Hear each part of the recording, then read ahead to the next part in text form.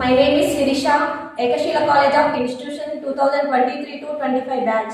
My guide and philosopher is Reddy Ratnakar Reddy Garu. Today my topic is Rabindranath Tagore.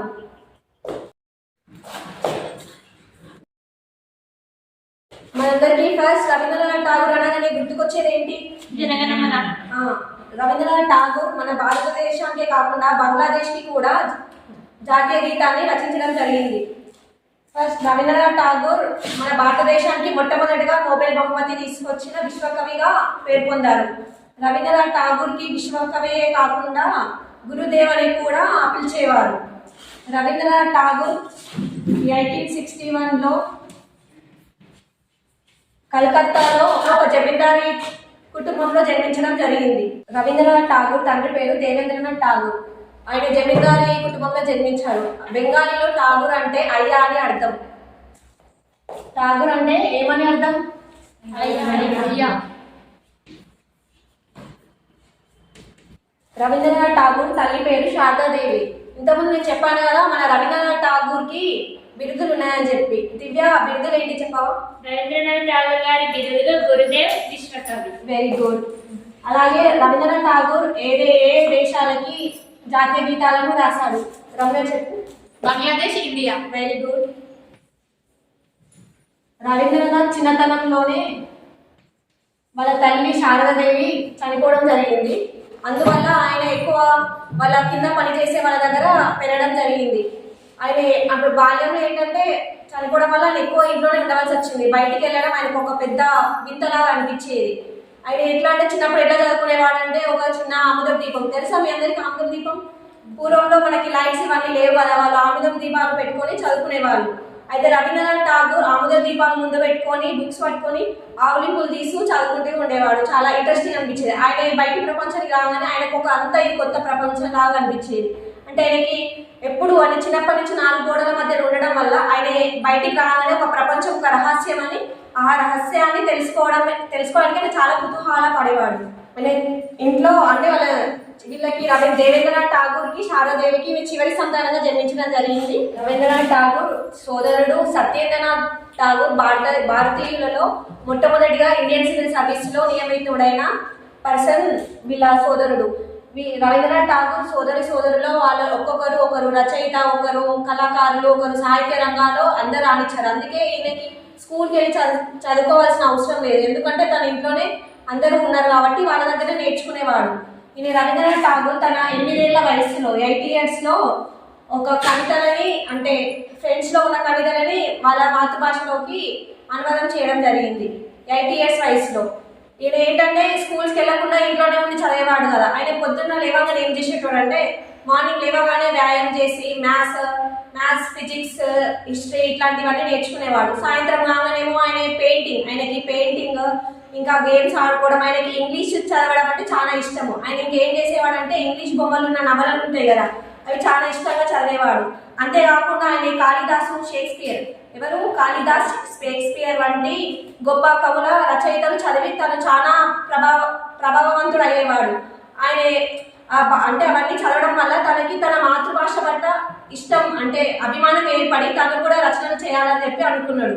అయితే వీళ్ళ తండ్రికి రవీంద్రనాథ్ ఠాగూర్ తండ్రి అయిన దేవేంద్రనాథ్ ఠాగూర్కి రవీంద్రనాథ్ ఠాగూర్ని ఒక బారిస్టర్ చదివించాలని కోరిక. ఆయన కోరిక మేరకి 1877లో ఆయనని ఇంగ్లాండ్కి పంపడం జరిగింది బారిస్టర్ చదువు కోసం. అప్పుడు ఆయన కళాశాలలో చేరిండు. ఏ ఇయర్లో పంపడం జరిగింది? 1877. రవీంద్రనాథ్ ఠాగూర్ తన ఇష్టంతో వెళ్ళిన చదువుకోవడానికి, లేకపోతే తన తండ్రి కోసం వెళ్ళిండా? రవీంద్రనాథ్ ఠాగూర్ తన తండ్రి కోరిక మేరకు అతను బారిస్టర్ చదవడానికి వెళ్ళాడు. Very good.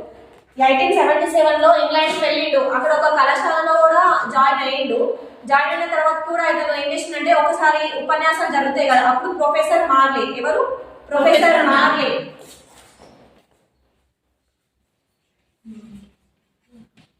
మార్లే గారి ఉపన్యాసాలు విని ఆయనకి ఆంగ్ల సాహిత్యం పట్ల అభిరుచులు ఏర్పడ్డాయి. ఈ ఒక్క ఉపన్యాసాలే కాకుండా ఇంగ్లాండ్లో ఎట్లాంటి సాహిత్యానికి ఇట్లా నాటకాలు ఎట్లాంటి అయినా తను అక్కడికి వెళ్ళి అక్కడ అన్ని విని అతనికి ఏంటంటే ఒక సాహిత్యం పట్ల ఒక అభిరుచి ఏర్పడింది ఆంగ్లం పట్ల. అతను అప్పుడు ఏం చేసిందంటే ఆంగ్లంలో కూడా రాయడం చదువుకోవడం ఆయనకి అన్ని నేర్చేసుకున్నాడు. ఆయన ఇప్పుడు ఇంగ్లాండ్ లో ఉన్నప్పుడే ఆయన ఒక కావ్యాన్ని రచించాడు. అది ఏంటంటే భగ్న హృదయం. ఏంటి భగ్న హృదయం. ఏ కావ్యాన్ని రచించాడు? భగ్న హృదయం.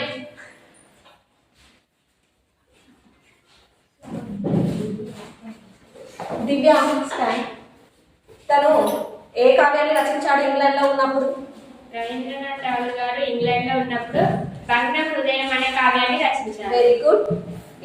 ఆయన ఇంగ్లాండ్ లో ఉన్నప్పుడు ఇది రచించాడు. ఆయన ఇంగ్లాండ్ లో ఉన్నప్పుడు ఆయన చదువుకోవట్లేదు, ఇవన్నీ చేస్తున్నా చెప్పి వాళ్ళ తండ్రికి చెప్పలేదు. చెప్పకుండానే అక్కడ ఇంగ్లాండ్కి వెళ్ళి కవిత్వాలు ఇట్లాంటివే నేర్చుకున్నాడు. తిరిగి ఆయన ఇండియాకి ఎప్పుడు తిరిగి వచ్చిందంటే 1880లో తిరిగి వచ్చాడు. 1880లో తిరిగి వచ్చిన తర్వాతకి ఆయన తండ్రికి ఆయన గురించి తెలిసింది. అంటే ఆయన ఎట్లా అంటే అక్కడ ఎంతసేపు ఉన్నాడంటే 18 నెలలు ఉన్నాడు. ఆ 18 నెలలు కూడా ఉండి తను ఎట్లాంటి చదువు పూర్తి చేయకుండా తిరిగి ఇండియాకి వచ్చిందని చెప్పి వాళ్ళ తండ్రి తెలుసుకొని ఆయనకి 1883లో ఎప్పుడు 1883లో డిసెంబర్ 9న మృణాలిని దేవిని ఎవరిని మృణాలిని దేవిని ఇచ్చి వివాహం చేయడం జరిగింది. శ్రీనివాస్, రవీంద్రనాథ్ ఠాగూర్ కి ఎవరితో వివాహం జరిగింది? Very good. మృణాలిని దేవితో వివాహం చేయడం జరిగింది. తర్వాతకి రవీంద్రనాథ్ ఠాగూర్ ఏం చేశాడంటే 1901లో ఆయన తండ్రి స్థాపించిన శాంతినికేతన్కి వెళ్ళడం జరిగింది.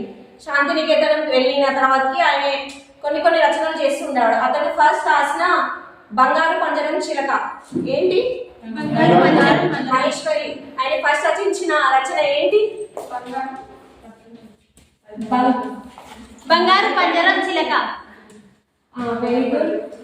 ఇది ఎలా ఉండేదంటే అప్పట్లో ఉన్న విధానాన్ని గురించి క్వశ్చన్ చేస్తూ ఉండేది. అంటే ఏంటంటే మన విద్యా విధానాలన్నీ సరైనవి కాదు. అంటే అప్పుడు ఎట్లా ఉండేదంటే వాళ్ళకి ఎట్లాంటి స్వేచ్ఛ ఏం లేకుండా వాళ్ళు చెప్పింది చదవాలి. అంటే వాళ్ళకి అట్లాంటివి చదివితే మంచిది కాదు అని చెప్పి దాన్ని అంటే ప్రజెంట్ ఉన్న ఎడ్యుకేషన్ సిస్టమ్ని అప్పుడు ఇప్పుడు క్వశ్చన్ చేసే విధంగా ఆ రచనలో రాయడం జరిగింది. ఓకే. బంగారు పంజరం చిలుకలో అతను ఏంటంటే ప్రజెంట్ మన సొసైటీలో అప్పుడు ఇప్పుడు ఉన్న విద్యా వ్యవస్థను క్వశ్చన్ చేసి ఉండేది. ఏంటంటే విద్యా విధానం అనేది మన జీవితానికి ఉపయోగపడేలాగా ఉండాలి కానీ సేమ్ అది ఓన్లీ బుక్స్ వరకు మార్క్స్ వరకే పరిమితం కాకుండా ఉండే విధంగా అప్పుడున్న విద్యా పద్ధతులని క్వశ్చన్ చేస్తూ అప్పుడు రాశాడు. కానీ అది ఇప్పుడు ఉన్న విద్యా విధానం కూడా వర్తిస్తుంది. రవీంద్రనాథ్ ఠాగూర్ ఆయన ఒక 100 షార్ట్ స్టోరీస్ వరకు రాసిండు. ఎన్ని షార్ట్ స్టోరీస్ రాసిండంటే ఒక 100 వరకు షార్ట్ స్టోరీస్ రాసిండు. ఆయన దాదాపు 2232 పాటలు రాశాడు. ఇంకా 8 నవలలు. రవీంద్రనాథ్ ఠాగూర్ ఆయన 2232 పాటలు రాశాడు. దాదాపు 2232 పాటలు రాశాడు సుమారుగా. ఆయన 60 పుస్తకాల పైగా రాశాడు. 60 పుస్తకాలు పైగా రాశాడు. ఇంకా ఆయన 8 నవలలు రాశాడు. 8 నవలలు. గీతాంజలి పుస్తకం రవీంద్రనాథ్ ఠాగూర్ గారు కదా రాసింది? అవును. ఫేమస్ రవీంద్రనాథ్ ఠాగూర్ కి గుర్తింపు తెచ్చింది ఏంటి? గీతాంజలి.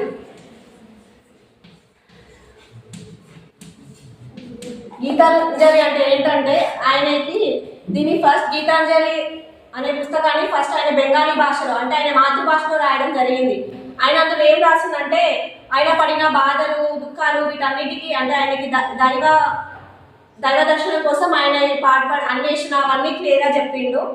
అందులో ఏంటంటే ఆయన ఫస్ట్ బెంగాలీ భాషలో రాశాడు కానీ అది ఎక్కువ ఇంపార్టెంట్ అంటే పాపులర్ కాలేదు. దాన్ని మళ్ళీ ఇంగ్లీష్ ట్రాన్స్లేట్ చేశాడు. ఆయన ఇంగ్లీష్ ట్రాన్స్లేట్ చేసేటప్పుడు ఏం చేశాడంటే ఆయనకి ఎక్కువ ఇంగ్లీష్ వచ్చు కానీ ఆయన బుక్ రాసిన తర్వాతకి ఏమనుకున్నాడంటే నేను రాసిన బుక్ కరెక్టా కాదా అని చెప్పి ఏమడుగుతాడంటే తెలుసుకుందామని చెప్పి అప్పుడు గాంధీ దగ్గర సియా ఆండ్రోస్ అనే వ్యక్తి పనిచేసేవాడు. ఆయన ఇంగ్లీష్ పట్ల తనకి పూర్తి అవగాహన ఉందని చెప్పి రవీంద్రనాథ్ ఠాగూర్ ఏం చేశాడంటే తాను ట్రాన్స్లేట్ చేసిన బుక్ తీసుకుపోయి ఆ సియా ఆండ్రోస్ కి చూపించడం జరుగుతుంది. అప్పుడు సియా ఆండ్రోస్ ఆ బుక్ చూసి చాలా షాక్ కి గురవుతాడు, ఆశ్చర్యానికి. అంటే వాళ్ళ ఇంగ్లీష్ లో ఎక్కువ పోయిట్స్ కి అంత భాగాలు అవన్నీ ఉండకపోతుండే. చూసి వావ్ ఇంత బాగుంది, ఇంత కళాత్మకంగా ఇంత సాహిత్యకంగా మీ బాధను వ్యక్తపరిచారు అని చెప్పి చాలా ఆశ్చర్యానికి లోనైతారు. లోనైన తర్వాతకి ఈ బుక్ అంతా బాగానే ఉంది అని ఒక 4 గ్రామపరంగా తప్పులు ఉన్నాయని చెప్పి చెప్తాడు. చెప్పిన తర్వాతకి అప్పుడు రవీంద్రనాథ్ ఠాగూర్ అంటారు అవునా తప్పులు ఉన్నాయి అయితే మీరు వాటిని సరిచేయండి అని చెప్పి సియా ఆండ్రోస్ కి చెప్పడం జరుగుతుంది. అప్పుడు అతను ఏం చేస్తాడంటే అవి కరెక్ట్ చేసి చెప్పి ఇచ్చేస్తాడు. ఇచ్చేసిన తర్వాతకి ఇంగ్లాండ్ లో ఈట్స్ అనే మహాకవి ఒక మహాసభ ఏర్పాటు చేయడం జరుగుతుంది. అప్పుడు రవీంద్రనాథ్ ఠాగూర్ తాను రాసిన గీతాంజలి బుక్ ఇంగ్లీష్ లో అనువాదం చేసింది కదా, అది అక్కడ చెప్పడం జరుగుతుంది. అందరూ అతను చాలా మెచ్చుకుంటారు. అంతా అయిపోయిన తర్వాతకి ఈట్స్ అనే కవి ఉంటాడు కదా, ఆయన రవీంద్రనాథ్ ఠాగూర్ తో ఇలా అంటారు, నీ బుక్ అంటే నీ గీతాంజలి మొత్తం బాగానే ఉంది అని అందులో 4 మాత్రం కరెక్ట్ లేవు అని చెప్పి అంటాడు. అవునా ఏవి కరెక్ట్ లేవు అని అంటే అవి పదాలు చెప్పి ఈ పదాల వల్ల ఈ గీతాంజలి కవిత కొంచెము అపశృతిగా ఉంది అని చెప్పి చెప్తాడు. అవునా పదాలు ఏంటి అని చెప్తారు. రవీంద్రనాథ్ ఠాగూర్ అంటారు అవి నేను రాసినవి కాదు, గ్రామర్ పరంగా తప్పులు ఉన్నాయని చెప్పి నేను సియాన్ ఆండ్రోస్ దగ్గర తీసుకున్న పదాలు అని చెప్పి చెప్తాడు. అంటే ఆ పదాలు గ్రామర్ పరంగా సరైనవి కావచ్చు, కానీ అవి సాహిత్య రంగంలో వాటితో ఒక ప్రభావం ఉంది. అంటే మన గ్రామర్ కరెక్ట్ ఉన్నా లేకపోయినా సరే కానీ మన ఫీలింగ్ అలా కరెక్ట్ ఉంది అని చెప్పి చెప్పడం జరుగుతుంది. గీతాంజలిలో ఏం చెప్పాలంటే ఆయన జీవితం మొత్తము దేవుడి కోసము, అంటే ఆయనకి దైవ భావనలు ఎక్కువ ఉంటాయి. ఆ దైవ భావనల వల్ల ఆయన జీవితంలో ఏంటంటే దైవం కోసం అన్వేషణ అంటే దేవుడు అనేవాడు ఉన్నాడా లేదా అని చెప్పి దానికోసం చాలా పరిశోధనలు అవి చేశాడు. అవి చేయడం వల్ల ఆయన చాలా బాధకి వైరాగ్యానికి రోదన చెందాడు. అయితే లాస్ట్ ఆయన దేవుడు ఎట్లా ఉంటాడు, దేవుని కలుసుకోవాలనుకున్నప్పుడు ఆయనకు ఒక రోజు దేవుడు నక్షత్రాల మధ్య ఒక దేవుని ఇల్లు ఉన్నట్టు అనిపిస్తుంది. అయితే ఇది దేవుని ఇల్లేనా అంటే నేను వెళ్తా అని చెప్పి ఆ మెట్లెక్కి వెళ్తాడంట. అయితే కాలింగ్ బెల్ కొట్టి డోర్ ఇద్దాం అంటున్నాడు అంట. కానీ అప్పుడే రవీంద్రనాథ్ ఠాగూర్ ఏం ఆలోచిస్తాడంటే నేను ఇన్ని రోజులు చేసిన అన్వేషణ ఇవన్నీ ఇక్కడికి ఆగిపోతాయా, అంటే ఇప్పుడు నేను దేవుడికి నేను డోర్ కొడితే దేవుడు డోర్ తీస్తాడు అంతే, ఇంతటితో నా అన్వేషణ ఆగిపోతుందా అంటే ఇట్లా ఆగిపోవద్దు. ఒకవేళ దేవుడి దగ్గరికి వెళ్ళిందంటే ఓన్లీ నేను దేవుని రోజు ఏం చేస్తారు, దేవుని మనము ఆరాధిస్తాము, మన దేవుడి వల్ల మనకు సుఖం వస్తుందని మనం అనుకుంటాము. ఇది ఒకటే జీవితం కాదు కదా. ఇవన్నీ నాకు ఈ 2 కొన్ని రోజులకి ఈ ఆరాధన సుఖం అనేటివి మనకి కొన్ని రోజులకే నాకు బోర్ కొట్టొచ్చు, అంటే అది నాకు సంతృప్తి పరచవు. నాకు ఏంటంటే నేను ఇంకా దేవుడి కోసం అన్వేషణ చేయాలి, ఇంకా పరిశోధన చేయాలి, అంటే నాకు ఇక్కడితో నా అన్వేషణ ఆపలేను, ఇంకా అన్వేషణ చెందాలి అని ఆయన శ్రమ గొప్పదనాన్ని ఒప్పుకున్నాడు. అక్కడ ఎవరికి అందరికీ తెలియజేసేలా అంటే ఆయన అన్వేషణ చేయడం వల్ల మనకి ఈయన గురించి తెలిసింది. అంటే రవీంద్రనాథ్ ఠాగూర్ ఎవరు అని అంటే ఆయనకు ఒక గుర్తింపు వచ్చింది ఆయన చేసిన అన్వేషణ ద్వారా. అదే ఆయన ఏమొద్దు నాకు దేవుడే కావాలని చెప్పి అక్కడికి వెళ్ళిపోతే నాకు ఎట్లాంటి గుర్తింపు ఉండదు కదా అని చెప్పి రవీంద్రనాథ్ ఠాగూర్ అనుకుంటాడు. తర్వాతకి ఆయన ఇంకా ఇవి గీతాంజలి కాకుండా ఆయన ఇంకా గరే బైరా ఇంకా ఈ గోరా రచనలో రవీంద్రనాథ్ ఠాగూర్ ఏం చెప్పాడంటే మానవులంతా ఒకటే, ఎట్లాంటి అన్ని మతాలు ఒకటే అని చెప్పి మానవతావాదాన్ని చెప్పడం జరిగింది. రవీంద్రనాథ్ ఠాగూర్ రచించిన ప్రముఖ రచనలు చెప్పండి. Son of stand. రవీంద్రనాథ్ గారు రచించిన రచనలు Gitanjali, Ghare Baire, Gora. Very good, sit down. Rabindranath Tagore కి 1913లో నోబెల్ బహుమతి లభించింది. ఎందుకు లభించింది? గీతాంజలి కవిత గాను ఆయనకి 1913లో నోబెల్ బహుమతి వచ్చింది. ఇదే కాకుండా ఆయనకి 1915లో బ్రిటన్ మహారాణి ఆయనకి నైట్వుడ్ అనే బిరుదుని ఇచ్చింది. కానీ రవీంద్రనాథ్ ఠాగూర్ ఆయనకి ఇంకా 1913లో ఏం బహుమతి వచ్చింది? నైట్వుడ్ నోబెల్ బహుమతి. రవీంద్రనాథ్ ఠాగూర్కి 1915లో నైట్వుడ్ అనే బహుమతి వచ్చింది. Very good. 1915లో ఆయనకి నైట్వుడ్ అనే బహుమతి బ్రిటన్ మహారాణి ఇవ్వడం జరిగింది. కానీ రవీంద్రనాథ్ ఠాగూర్ దీన్ని తిరస్కరించాడు. ఎందుకంటే అప్పుడు జలియన్ వాలాబాగ్ జరిగింది. ఆ జలియన్ వాలాబాగ్ లో ఆ బ్రిటిష్లు మన భారతీయుల పట్ల ప్రవర్తించిన తీరుకి కోపంతో రవీంద్రనాథ్ ఠాగూర్ దీన్ని తిరస్కరించడం జరిగింది. రవీంద్రనాథ్ ఠాగూర్ ఎడ్యుకేషన్ సిస్టంలో 4 ఆదర్శాలను తీసుకున్నాడు. అవి ఏంటంటే న్యాచురలిజం, హ్యూమనిజం, ఇంటర్నేషనలిజం, ఐడియలిజం. ఏంటి? ప్రకృతివాదం. నెంబర్ 1 వచ్చేసి ప్రకృతివాదం, నెక్స్ట్ మానవతావాదం,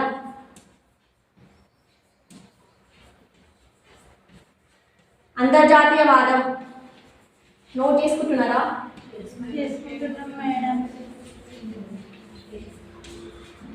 భావవాదం. ఆదర్శవాదం. టీచర్, ఆదర్శవాదంనే భావవాదం అంటారు కదా. Yes, very good. Rabindranath Tagore ప్రకృతివాదంలో ఏం చెప్పిందంటే మానవులందరికీ ఉత్తమమైన ఉపాధ్యాయుడు ఎవరంటే ప్రకృతి అని చెప్పడం జరిగింది.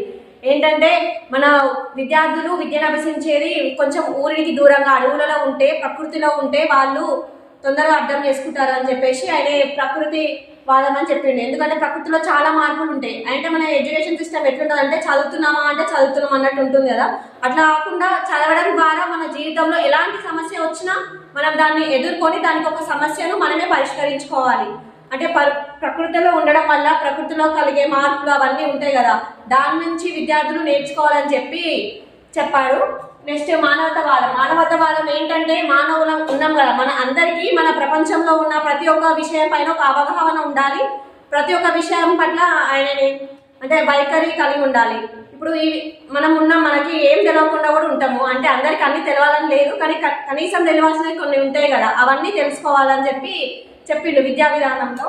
నెక్స్ట్ అంతర్జాతీయవాదం అంటే ఏంటంటే ఇప్పుడు మన అందరికీ మీరు ఈ మతం మీరు ఆ మతం అని చెప్పి వేరుగా అంటే గొడవలు అవి అవుతూ ఉంటాయి కదా. రవీంద్రనాథ్ ఠాగూర్ ఏం చెప్పిందంటే అంతర్జాతీయవాదంలో మనకి మానవులందరూ ఒకటే, మనకి మతం ఒకటే అని చెప్పాడు. అంతర్జాతీయవాదం ఏంటంటే మనం అందరం ఒకటిగా ఉండి అందరం మంచిని పరస్పరం ఇచ్చిపుచ్చుకోవాలని చెప్పడం జరిగింది. నెక్స్ట్ ఆదర్శవాదం అంటే అంతర్జాతీయవాదం. ఆదర్శంగా జీవించాలంటే మనం అంతర్జాతీయవాదంగా అందరితో మంచిగా ఉండాలని చెప్పడం జరిగింది. ఇవే కాకుండా రవీంద్రనాథ్ ఠాగూర్ విద్యా పద్ధతులు ఏంటంటే ఆయన క్లాస్ రూమ్లో ఎట్లా అంటే ఇప్పుడు నడుస్తూనే విద్యను అభ్యసించాలి. అంటే ఒకే దగ్గర కూర్చున్నప్పుడు కూడా పిల్లలందరూ కొంచెం బోరింగ్గా ఇట్లా ఫీల్ అవుతారు కదా. సో ఆయన ఏం చెప్పిందంటే teaching while walking is the better method అని చెప్పడం జరిగింది. అంటే నడుస్తున్నప్పుడు విద్యను అభ్యసించడం. నెక్స్ట్ ఇంకోటి ఏంటంటే డిస్కస్ అండ్ సాల్వ్. అంటే స్టూడెంట్స్ ముందే ఒక ప్రాబ్లం ఇచ్చి వాళ్ళతోనే సాల్వ్ చేయించడం వల్ల విద్యార్థులందరికీ వాళ్ళ పట్ల వాళ్ళకి స్వీయ భావనలు కలుగుతాయని చెప్పడం జరిగింది.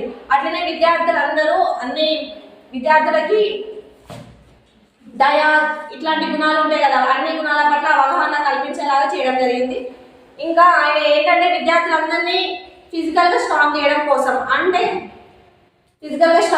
కోసం ఆటలు ఆడించడం, ఇంకా వాళ్ళతో ఈత కొట్టించడం, ఇంకా డైవింగ్ ఇట్లా ఏమైనా వేయడం ఇట్లాంటి చేయడం వల్ల విద్యార్థులందరూ వాళ్ళ చదువు పట్ల చదివే కాకుండా ఇట్లాంటి చేయడం వల్ల వారు శారీరకంగా స్ట్రాంగ్ అవుతారని అనుకున్నాడు. అట్లనే వాళ్ళ మానసిక వికాసం కోసం ఏం చేయాలంటే విద్యార్థులందరినీ ఎప్పుడు చదువులే కాకుండా మానసిక వికాసం కోసం క్షేత్ర పర్యటన చేయడం వల్ల వాళ్ళు లైవ్ గా చూసిన అనుభవాల ద్వారా కూడా కొంత నేర్చుకోవచ్చు అని రవీంద్రనాథ్ ఠాగూర్ చెప్పడం జరిగింది.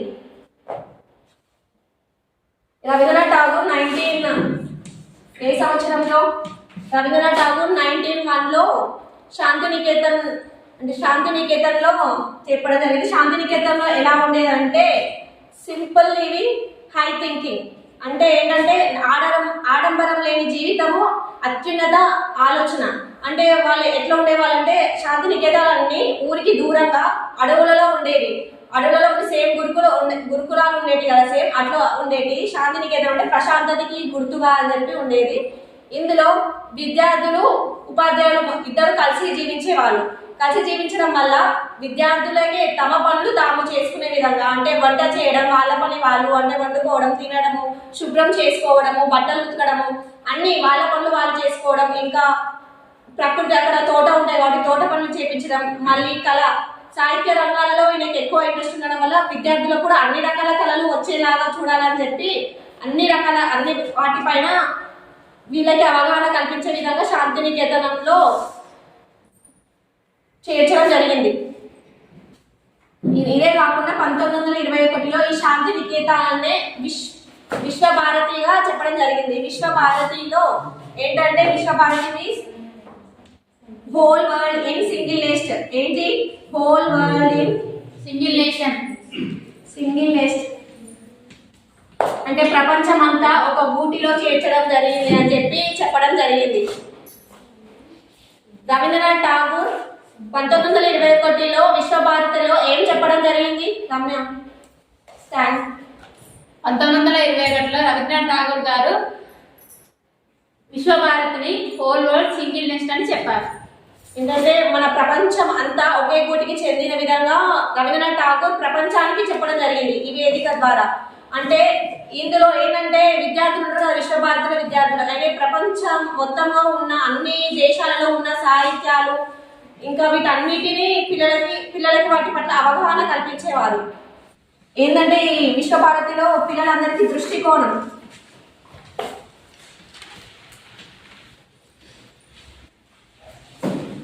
అంటే ఏది మంచి ఏది చెడు అని చెప్పి విద్యార్థులకు తెలుసుకొని చూసే విధంగా చెప్పడం జరిగింది. రవీంద్రనాథ్ ఠాగూర్ ఇంతే కాకుండా సత్యం శివం సుందరం అనే నినాదాన్ని నమ్ముకున్నాడు.